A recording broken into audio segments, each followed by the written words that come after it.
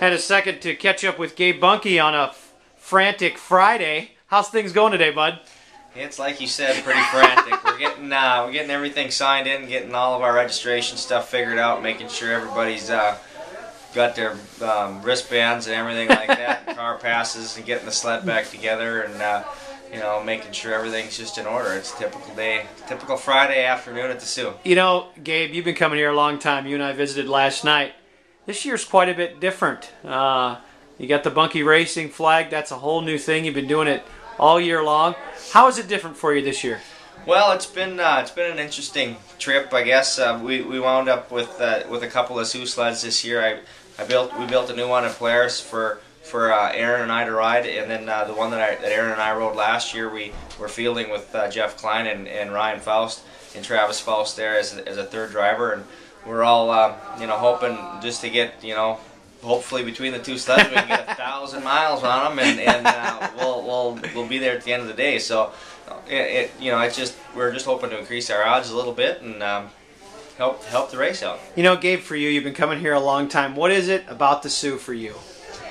Well, it's a fun race. It's something that you know, there's a lot of, you look up at the wall and you see all the old people that, you know, have won it over the years, and it's just, you know, it's kind of a, I don't know if it's a prestige thing or whatever, but you know, you just want to be part of that club. And I've been lucky enough to be on a winning team a couple of times, so I guess, you know, we're kind of there. But there's other people that haven't, and we're trying to help everybody, you know, achieve some goals, and you know, the biggest thing too for us right now is to get Polaris back on top, right? You know, it's been 5-6 years since we won last, and it's time for another W.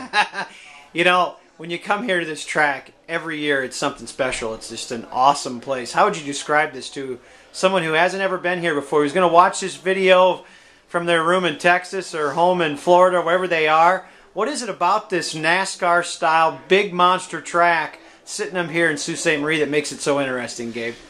You know, I think it's the thunder of the sleds. You know, there's nothing better when they throw the green flag on Saturday morning, and this little canyon we got here just echoes from the two strokes. But it's fun. It's a rush running down the chute. Yeah. And with the sled at 100 miles an hour, 100 plus miles an hour, and running side by side with some of the best racers in the world. You know.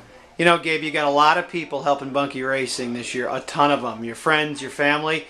You want to make an attempt at trying to thank some of those people. There's a lot of them this year. You and I have talked about it a lot. We'll cover the main ones right now. I mean, I couldn't have done this without the help from Polaris and Walker Evans. You know, Ben Hayes over at Polaris put his heart and soul into these sleds, and he knows them inside and out. And Larry Ruglin from Larry Ruglin Motorsports is got a superb engine package, you know, at this point.